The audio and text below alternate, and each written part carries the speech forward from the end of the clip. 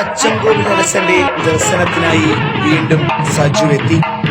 മാസങ്ങൾക്ക് മുൻപ് കയ്യിലെ വലിയ വ്രണവുമായി അച്ചൻകോവിൽ ക്ഷേത്രത്തിലെത്തി മടങ്ങിയ സജു ഇത്തവണ എത്തിയത് ആ മുറിവിന്റെ പാടുകൾ പോലും ഇല്ലാതെയാണ്. കഴിഞ്ഞ ആഗസ്റ്റിൽ പാമ്പുകടിയേറ്റ് ഗുരുതരമായി പരിക്കേറ്റതിനെ തുടർന്നാണ് ഗുജറാത്ത് സ്വദേശിയായ സജു അച്ചൻകോവിൽ ശ്രീ ധർമ്മശാസ്ത്ര ക്ഷേത്രത്തിൽ എത്തിയത്. നിരവധി ചികിത്സകൾ നടത്തിയെങ്കിലും ഫലപ്രദമാകാതെ വന്നതോടെയാണ് വിശ്വാസത്തിൻ്റെയും ഐതിഹ്യത്തിൻ്റെയും കഥകൾ കേട്ടറിഞ്ഞ അച്ചൻകോവിൽ അരസന്റെ സന്നിധിയിലേക്ക് അന്ന് സജു എത്തിയത്. ഗുജറാത്തിലെ പോർബന്ദറിലെ കർഷക കുടുംബത്തിലെ അംഗമാണ് സജു. താമസ സ്ഥലത്ത് വെച്ച് വൈറ്റ് കോബ്ര ഇനത്തിൽപ്പെട്ട പാമ്പിന്റെ കടിയേറ്റതിനെ തുടർന്നാണ് സജുവിന്റെ വലത് കൈക്ക് പരിക്കേൽക്കുന്നത്. തുടർന്ന് നിരവധി ആശുപത്രികളിൽ ചികിത്സ തേടി. പാമ്പിൻ വിഷം നീക്കം ചെയ്യുവാനായി ശസ്ത്രക്രിയ നടത്തുകയും ചെയ്തു. എന്നാൽ ചികിത്സ പൂർത്തിയായി മാസങ്ങൾ കഴിഞ്ഞിട്ടും കയ്യിലുണ്ടായ മുറിവുകൾ മാറുകയോ ഭേദപ്പെടുകയോ ചെയ്തില്ല. അലോപ്പതിയും ആയുർവേദവും അടക്കമുള്ള നിരവധി ചികിത്സാ സംവിധാനങ്ങൾ മാറി മാറി പരീക്ഷിക്കുകയും ചെയ്തു. അന്ന് സുഹൃത്തു വഴിയാണ് കൊല്ലം ജില്ലയിലെ അച്ചൻകോവിൽ ക്ഷേത്രത്തെപ്പറ്റി അറിയുകയും ക്ഷേത്രത്തിലെത്തി ഒരു ദിവസം പൂർണ്ണമായും താമസിച്ച തീർത്ഥവും പ്രസാദവും കഴിക്കുകയും ചെയ്ത. തുടർന്ന് ഗുജറാത്തിലേക്ക് മടങ്ങിപ്പോയ സജുവിന്റെ കയ്യിലെ മുറിവ് വേഗം ഭേദപ്പെട്ടതായി അദ്ദേഹം തന്നെ പറയുന്നു. कल शाम को अभी बराबर है ना? अभी रेडी है। हाँ कंप्लीट ही है, पूरा का पूरा कंप्लीट है। आपका ज्यादा विश्वास हो गया इधर मंदिर में? मंदिर में मेरा नहीं, हाँ। इसका मेरे से भी ज्यादा है। हाँ। तो ये ठीक हो गया ना?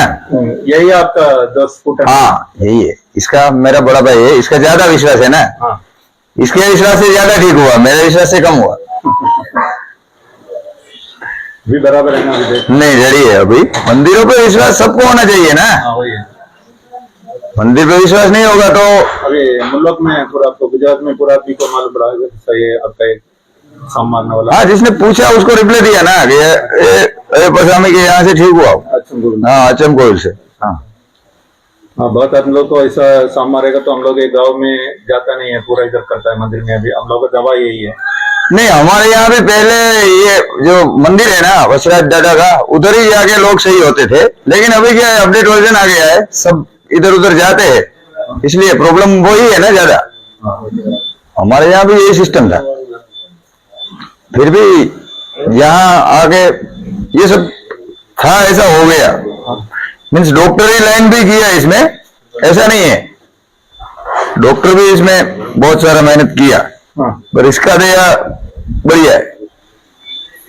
इधर का हमारा मंदिर का भगवान का ये चंदन डालने के बाद पक्का। और राजेश कोटी है ना, वो उसको मैं जानता है। हाँ जानता हूँ, ये भी चंदन ही है पूरा का पूरा। ये गाँव देखा था, ये इसने ही डाला है, कुटुंब भैया नहीं जाना है। ये अभी उधर आया अभी। നൂറ്റാണ്ടുകൾക്ക് മുൻപ് തന്നെ സർപ്പദംശന ചികിത്സയ്ക്ക് പ്രസിദ്ധമായ ക്ഷേത്രമാണ് അച്ചൻകോവിൽ. വീണ്ടും ക്ഷേത്ര ദർശനത്തിനെത്തിയ സജു സമീപത്തെ സ്കൂൾ കുട്ടികൾക്കായി പഠനോപകരണങ്ങളും എത്തിച്ചു. ഞാൻ എന്റെ കുഞ്ഞുനാൾ ഒരു 5 വയസ്സുള്ളപ്പോഴാണ് ഞാൻ അച്ചൻകോവിൽ വന്നിട്ടുള്ളത്. അച്ചൻകോവിൽ അമ്പലത്തിൽ അതിനുശേഷം ഞാൻ വന്ന് എനിക്ക് അറിവായ കാലം മുതൽ ഞാൻ അമ്പലത്തിൽ വരുന്നുണ്ട് പോകുന്നുണ്ട്. പക്ഷെ സ്വയംഭൂവായ ആ വിഗ്രഹത്തിന്റെ ചൈതന്യമാണ് അച്ചൻകോവിൽ പാമ്പ് കടിയേക്കുന്നവർക്ക് ഇവിടുത്തെ തീർത്ഥവും ചന്ദനവും കൊടുത്തിട്ടാണ് സുഖം പ്രാപിക്കുന്നത്. അതിന്റെ ഉദാഹരണമാണ് ഗുജറാത്തിൽ നിന്നുള്ള ഈ വ്യക്തിയുടെ കൈയുടെ. അത് ഞാൻ കണ്ടതാണ്. ഞാനാണ് കുട്ടൻ ഇവിടെ കൊണ്ടുവന്നു. കുട്ടൻ എന്നെ ഏൽപ്പിച്ച് ഞാൻ ആ രാത്രിയിൽ ഇവിടെ വന്നു പുള്ളി ഇവിടെ പതിനായിരുത്തി ഒരു 3-4 ദിവസം പതിനായിരുന്നതിന് ശേഷം ഇപ്പം ആ കൈ വളരെ പൂർണ്ണമായും ഭേദപ്പെട്ടിട്ടുണ്ട്. ഇത് അച്ചൻകോവിലുകാർക്ക് ഇത് അറിയാം, എല്ലാവർക്കും അറിയാം. പക്ഷെ ഇത് വെളിനാട്ടിലെ ഇവിടെ എത്തുന്നത് ഈ നാടിന്റെ പ്രശസ്തിയും ക്ഷേത്രത്തിന്റെ പ്രശസ്തിയും അത്യുന്നതങ്ങളിൽ എത്തുന്നതിൽ ഞങ്ങൾക്ക് വളരെ സന്തോഷമേ ഉള്ളൂ. നമ്മുടെ ഈ അമ്പലത്തിലെ തീർത്ഥവും പ്രസാദവും ഈ തീർത്ഥക്കുളത്തിലെ മണിക്കിണറിലെ തീർത്ഥവും അതും ചന്ദനവും ആണ് ഇതിന് ഏറ്റവും ഇത്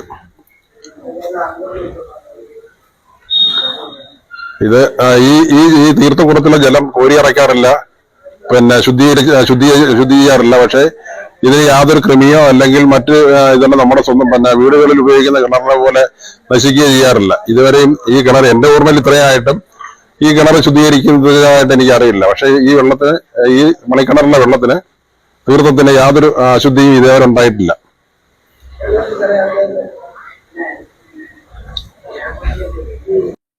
കഴിഞ്ഞ ദിവസം രാവിലെ കൊല്ലം റെയിൽവേ സ്റ്റേഷനിലെത്തിയ സജു ഉച്ചപൂജ സമയത്തോടെയാണ് അച്ചൻകോവിൽ ക്ഷേത്രത്തിൽ എത്തിയത്. സുഹൃത്തായ കൊല്ലം സ്വദേശിയും കോൺട്രാക്ടറുമായ കുട്ടനും ഒപ്പമുണ്ടായിരുന്നു. Fox TV news bureau, Punalur.